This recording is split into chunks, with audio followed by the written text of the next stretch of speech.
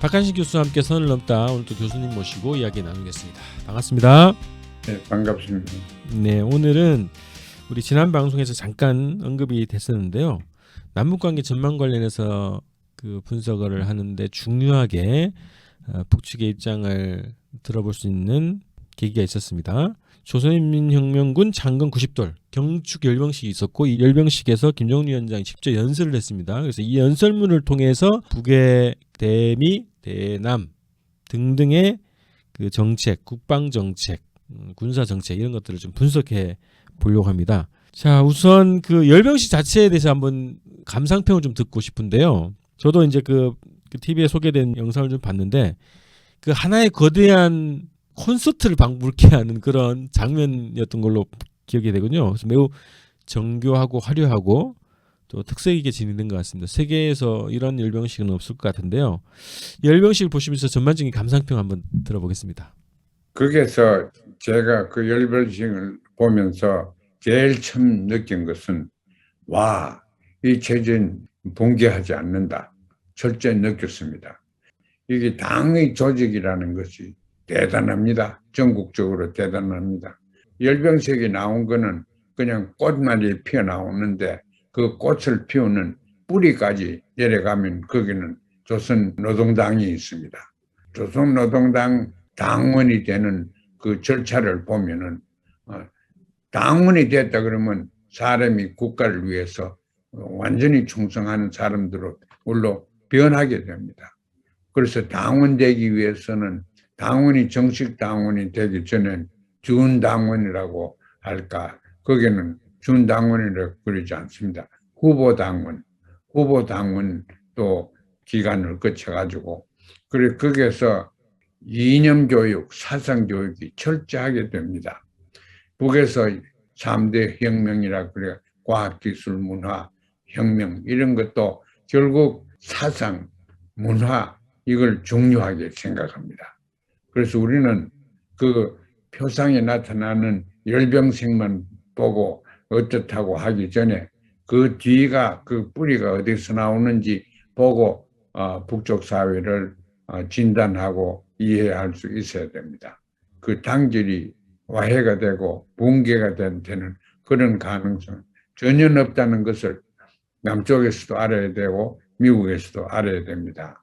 그래서 이번 그 열병식에서 우리는 북이 망하지 않는다, 북이 변하지 않는다, 이런 걸 첫째 알아야 되고, 그 다음에 마지막으로 꼭 알아야 되는 것은, 남쪽 정부가 또 알아야 되는 것은, 북이 핵을 포기하지 않습니다. 절대 포기하지 않습니다. 핵은 평화를 위해서 만들었죠. 지금까지 얼마나 노력과 또 정치적인, 경제적인 자산을 많이 들여서 핵을 만들었습니까? 지금 핵국가가 되었지 않습니까? 이걸 왜 포기해요? 포기하려면 핵 만드는 중에, 저는 육자회담 할 때 그때도 포기하려고 그랬습니다. 한 발자국 나오고 한 발자국, 육자회담인데 그거 다 했는데 그거 다 때를 놓쳤습니다. 때를 왜 놓쳤냐? 미국이 비핵화를 원하지 않았기 때문에 놓쳤습니다. 왜 변하지 않았느냐? 그 상황에 있는 것이 중국을 견제하기도 필요하고, 한국의 무기도 팔아먹고 군사기지를 유지하는, 한국 군사기지가 80몇 개가 있답니다. 그런데 세계 군사기지의 10분의 1 이상이 지금 한국에 있습니다. 그래서 그게 얼마나 미국에는 국익에 더구나 군산복합체의 입장에서 보면은 유리합니다. 그래서 미국이 오래전부터 북한이 핵을 포기하는 것을 원하지 않았습니다. 지금도 원한다 그러지만은 원하지 않고 있습니다. 원할 것 같으면 얼마든지 하는 방법이 있죠. 북에서 받을 수 없는 방법만 자꾸 제시를 합니다. 지금 뭐 회담하는 거 다, 하노이도 보십시오. 하노이도 뭐 회담하는 중에 존 볼턴이 거기에 봉투를 가져가 넣었는데, 그 리비아 케이스 아닙니까? 리비아식으로 우리가 너거를 말하자면 체제를 변화시키겠다, 체제를 전복시키겠다, 그렇게 나오는데 누가 그 회담이 됩니까? 그래서 존 볼턴이 그걸 가지고 들어가는 거는 군산복합체의 압력에 의해서 들어갔고 또 그렇기 때문에 미국의 대통령도 더구나 자기 마음대로 한다고 유명하게 되어 있는 도널드 트럼프도 거기에서 아무것도 못하고 돌아서 나왔습니다.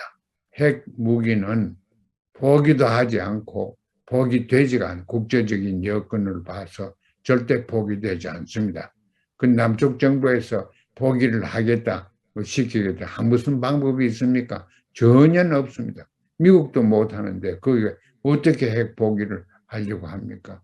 그래서 실현성이 없는 원칙론적인 듣기 좋은 얘기만 이렇게 해가지고는 한 국가의 중요한 역사적인 시점에 있는 지금 시대에서 대한민국 대통령령이 그래서는 안 된다고 생각합니다. 다음 연설문에서요. 국방력 강화 정책의 방향을 제가 이제 정리한 건 이런 겁니다. 사상, 기술, 무기 개발 이 세 가지로 방향을 정한 거 아니냐 지금 분석을 해봤는데요. 북한의 국방 정책에 대한 그 방향이 어떻게 그 정리되어 있다고 보십니까? 그건 거기서 나오는 것처럼 사상이 제일 중요합니다. 사상이. 그 다음에 무기 개발은 셋째 나왔어요. 실질적으로 무기를 축적하고 하는 것은 그대로 능력이 있습니다. 그런데 사상이나 이런 것은 군에서 하는 게 아니고 일반 사회, 당에서 다 하는 거지요. 당이 군에도 침투되어 있고 학교에도 침투되어 있고 모든 사회기관에 당이 없는 데가 없습니다. 그래서 당을 통해서 사상교육이 철저하게 되어 있어요. 어떠한 사상교육이 되고 있느냐, 그걸 북을 알려고 하고 북과 관계를 개선하든가 유지를 하려고 하면은 그걸 알아야 됩니다. 어떤 사상을 북에서 고치를 하고 있느냐, 그걸 알아야 됩니다. 그 전혀 하지 않는 것 같아요. 대한민국에서도 그렇고 미국에서도 그렇고 그 자기들은 이 안보 혹은 국방 이것이 사상, 기술, 무기 이렇게 순서로 되어 있다는 것, 사상의 중요성을 우리가 알아야 됩니다. 그걸 모르면 북을 모르고 북을 모르면 북과 거래도 할 수 없고 대화도 할 수가 없습니다. 다음에서 가장 이제 주목받는 내용 중에 하나인데요. 북한의 핵무력에 대한 입장이 아마 가장 좀 눈에 띄는 대목인 것 같습니다. 핵무력 사용 정책을 이제 밝혔죠. 지난 방송에서 말씀하셨던 것처럼 선제 공격도 가능하다라고 하는 핵무력 사용 방침을 이제 밝혔는데요. 요거를 어떻게 이해해야 되는지, 그리고 기존에 미국의 핵공격 정책이 있단 말입니다. 핵태세 검토 보고서 등을 통해서 밝혀져 있는 그것과 좀 비교해서 좀 말씀을 해주십시오. 미국에서 핵을 사용하느냐 안 하느냐 하는 것은 일반 국민들은 전혀 관계를 안 시킵니다. 지휘관들이나 군의 중요한 사람들, 정치적으로 대통령 근방에 있는 안보보좌관 이런 사람들이 하지요. 관심사가 아주 극한되어 있는 소수의 관심사입니다. 그런데 오히려 민주주의 국가가 아니라고 하는 조선민주주의 인민공화국은 핵무기를 어떻게 사용해야 되느냐 하는 이런 것이 국론으로 되어 있습니다. 모든 국민이 그 토론과 그 교육에 참여하게 됩니다. 그런 거기서 무슨 유도탄을 사가지고 남쪽으로 일본으로 쏜다. 그러면 그 국민들이 다 압니다.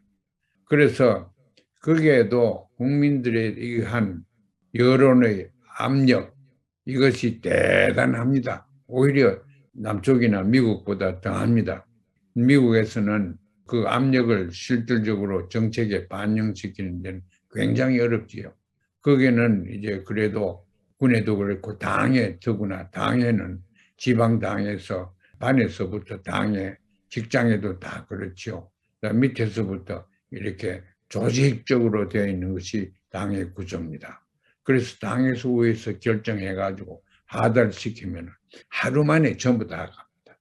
그러면은 거기에서 국가에서 정책을 군사 정책을 세우는 것이 인민이 당을 통해서 다 지지한다는 얘기입니다. 그게 얼마나 중요하나 하는 거는 남은 남대로 군사작전권도 없는 상황에서 국민들이 군사 정책에 대한 여론이 필요합니까? 또 여론을 반영할 수도 없고 이런 상황 아닙니까? 그러니까 천지차입니다. 북에서는 모든 국민이 더구나 당원을 정책 결정에 구체적인 어디에다가 공격하는 거 이런 것까지 당의 차원에서 다 논의가 되고 결의가 되고 토론해서 합의를 본 것을 종합해서 국가의 하나의 힘이랄까. 국가의 힘은 인민들이 단결을 해서 표현을 해줘야 되지요. 그 열병식에서 보니까 그 군들이 얼마나 단결되어 있습니까? 군만 그렇습니까? 군과 민과 당과 또 노동자들과 이런 게 한 덩어리가 되어 있습니다. 그래, 그걸 한 덩어리 되게 만드는 데는 남쪽의 압력, 미국의 압력이 지금 수십 년 동안 공헌을 많이 했다고 봅니다. 그래서 북을 좋든 나쁘든 깔보면 절대 안 집니다. 이제 깔보면 당할 때가 왔습니다. 지금까지 말만 다 했는데 김정은 의장의 말 연설을 들어보니까 이거는 말뿐이 아니구나. 그렇게 말한 걸 인민들이 다 알고 있고 당원들이 다 알고 있기 때문에 그걸 이제 관철시키려고 하는 의사가 저는 있다고 생각합니다. 그래서 굉장히 어려운 전쟁이 일어날 가능성이 농후하다고 생각합니다. 기존의 그 핵무력에 대한 정책이 완전히 바뀌었다고 봐야 되겠죠? 제가 볼 때는 북한의 핵무기가 별 다른 게 아니고 무기 중에 하나입니다. 그래서 그게 필요한 데는 사용할 거고 남쪽에는 필요가 없습니다. 그 무기가. 그래서 남쪽에 향해서는 사용하지 않을 겁니다.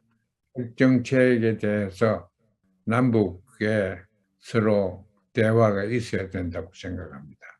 이번에 그 북이 밝힌 핵무력 정책에 대해서 뭐 선제 공격도 가능하다 이런 얘기를 했는데 이거에 대해서 미국의 반응이 좀 확인되는 게 있습니까?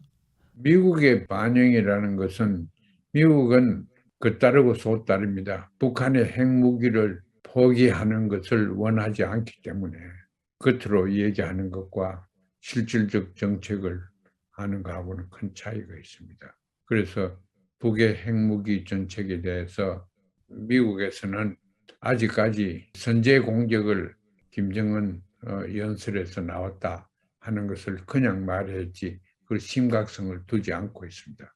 그러나 실질적으로는 그게 심각성을 두고 우리가 중요한 의제로 다루지 않으면은 그 큰 결과가 파괴적인 결과가 나타날 수 있습니다. 어떻게 보면은 그러니까 핵 선제 공격 가능성을 공식화했는데 이거에 대해서 국내외적으로 보도가 실제로 많지는 않았어요. 이거를 규탄하고 저주하고 뭐 이런 뉴스가 쏟아질 법도 한데 실질적으로는 그런 보도가 많이 없었거든요. 그런데 말씀하셨던 것처럼 북한의 이런 국방 정책이 향후에 북미 관계, 남북 관계에 어떤 영향을 줄 것이냐. 미국도 그렇고 지금은 윤 정권도 그렇고 북한의 선제 공격을 한 귀에 듣고 한 귀에 흘려버립니다. 절대 그 심각성을 생각하지 않아요. 생각해 보니까 골치 아프거든. 해결책이 없어요. 그걸 북에서 알기 때문에 현실적 정책에 실현시킬 가능성이 많습니다. 그러나 그때는 이미 늦었지요.